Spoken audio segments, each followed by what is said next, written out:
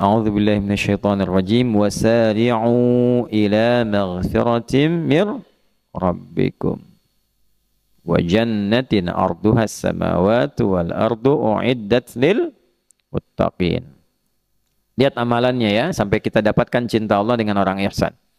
Alladzina yunfiquna fis sarra'i wad dharra wal kadhiminal ghaidha wal 'afina 'anin nas. Sampai di sini nih amalan yang tadi muttaqinnya nih. Tapi lihat ujungnya, wallahu yuhibbul muhsinin.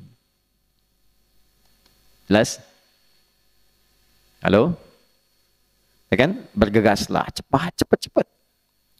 Kalau saro'a itu artinya cepat, jangan banyak mikir. Jangan terlalu banyak persiapan. Ya. Beda dengan sa'a. Kalau sa'a itu bergegas tapi ada persiapan. Misalnya, sekarang hari Senin, besok hari Selasa, besoknya lagi Rabu, lusanya Jumat, masa Kamis. Bangun Mbak, bangun, kum. Lusanya Rabu, nah, lusanya Pak Dulo juga salah sebenarnya dari itu. Cuman diam-diam aja. Jumat. Coba, waktu kita Jumatan itu ada perintah untuk Jumatan diminta bergegas. Tapi pakai sa'a, bukan pakai saro'a. Quran surah 62 ayat 9. Ya ayyuhalladzina amanu idza nudiya lis-salati min yaumil jumu'ati bukan fasari'u. Tuh. Jadi kenapa menggunakan sa'a? Bergegas tapi siap-siap dulu.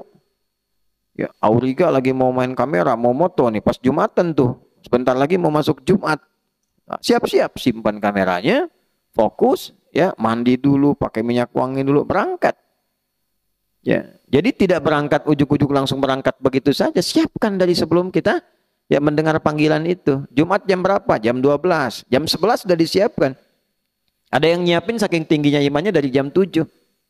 Siapin nanti Jumatan di mana, mana parfumnya, mana macam-macamnya gitu kan. Ya, berangkat dengan ganteng maksimal. Wah, optimal kita berangkat. Imannya optimal, gantengnya maksimal. Ya kan? Handphone dimatikan dulu. Handphone itu urusan dunia. Makanya dunia itu semua materi. Kita mau cari akhirat. Kalau dunia, handsome nggak penting. Yang penting handphone, jik. Tuh kan? Nah, tapi kalau urusan akhirat, nah itu hati kita yang dibawa. Supaya bisa lebih optimal. Berangkat pakai fas'au. Tapi kalau saro'a, wasari'u, nggak usah banyak mikir, nggak usah persiapan. Wasari'u ila maghfirah. Kalau nyari ampunan Allah, jangan banyak persiapan. Begitu merasa dosa, langsung tobat. Kalau disiap-siap ditunda-tunda, ya seperti kisah yang dulu disampaikan di sini. Siapa yang ngasih kisah itu? Kisahkan seorang pemuda yang tiba-tiba berdosa, tobatnya ditunda untuk besok harinya, ternyata malam meninggal.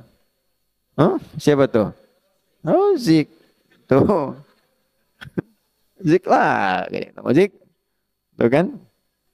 Tobat langsung. Terus saya ke toilet dulu, pulang dari toilet, tobat gak bisa. Ya. Tobat salah, langsung tobat. Innamat taubatu 'ala Allahi lilladzina ya'maluna su'a bijahalatin thumma yatubuna min qarib. Cepat tobatnya kata Allah, jangan tunda-tunda, itulah sara'ah. Ya.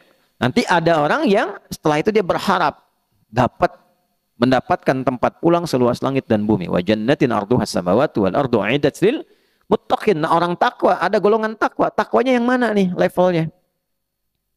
Ternyata yang luar biasa. Jadi dia naikkan level takwanya. Terus ke atas tuh. Dari mulai latihan berbagi. Alladzina yunfiquna fis sarra wad dharra. Kan berbagi itu melapangkan hati. Makanya pulangnya dikasih tempat seluas lapangan. Wal kadhiminal ghaidha. Nahan marah. Nahan marah itu meluaskan hati. Bukan menyempitkan. Itu marah tandanya sempit apa? Hati. Diluaskan. Ya meluaskan tuh gini. Bisa melandai itu. Bisa cara marahnya berbeda. Nabi kan kalau marah mata memerah. Ya kan? Setelah itu langsung diingatkan. Ingatkan itu tergantung level kesalahannya. Bisa kalimat pelan, bisa meninggi, bisa tinggi banget untuk menunjukkan pelanggaran yang serius. Alhamdulillah. Jelas? Ya, tapi pernah nggak dengar Nabi caci maki gitu? Nggak ada. Ya, dan sebagainya. Diingatkan, paling-paling diambil kisah yang dulu-dulu. Kalian jangan seperti umatnya Musa alaihissalam, banyak nanya nggak dikerjain gitu kan? Kalaulah Musa hadir sekarang, tentu Musa pun akan beriman kepadaku, dan seterusnya. Itu kalimat-kalimat yang membuat kita berpikir. Gak ada sejarah ditemukan di ilmu hadis Nabi marah-marah misal, dan wallahu a'lam, kan kita tidak menyebut hal demikian, gak ketemu ya. Jadi tata ya, jangan sampai sedikit-sedikit keluar bahasa-bahasa yang hanya digunakan di Ragunan ya, atau di beberapa tempat yang tidak elok misalnya. Tahan. Wal afina 'anin nas, memaafkan orang. Memaafkan tuh pahalanya banyak banget, dan dampaknya ke psikologi itu luar biasa lapang. Ingat ya, kalau orang salah, kita maafin. Urusan kita dengan dia selesai. Tapi urusan dia dengan kita dan dengan Allah itu belum selesai. Sepanjang dia belum minta maaf pada kita. Sampai akhirat kita nggak punya urusan sama dia. Tapi dia punya urusan dengan Allah pada dosa-dosa yang dia lakukan terhadap kita saat di dunia. Ya, misal nih, ada orang fitnah Anda maafin aja. Ya, yang bisa dipelajari cara memaafkan elegan tuh diantaranya Imam Syafi'i. Belajar dari akhlak Nabi. Imam Syafi'i itu gini, satu kali satu muridnya datang bilang gini, ya Imam, orang itu di depan Anda kayak hormat, senyum, saya kan, oh sekarang manggil ya Imam, Ustadz, kalau sekarang gimana dan seterusnya, tapi di belakang Anda dia jelek-jelekin Anda. Apa kata Imam Syafi'i? Alhamdulillah, berarti saya masih terhormat nih, wibawa saya, katanya. Wah, kok bisa berwibawa?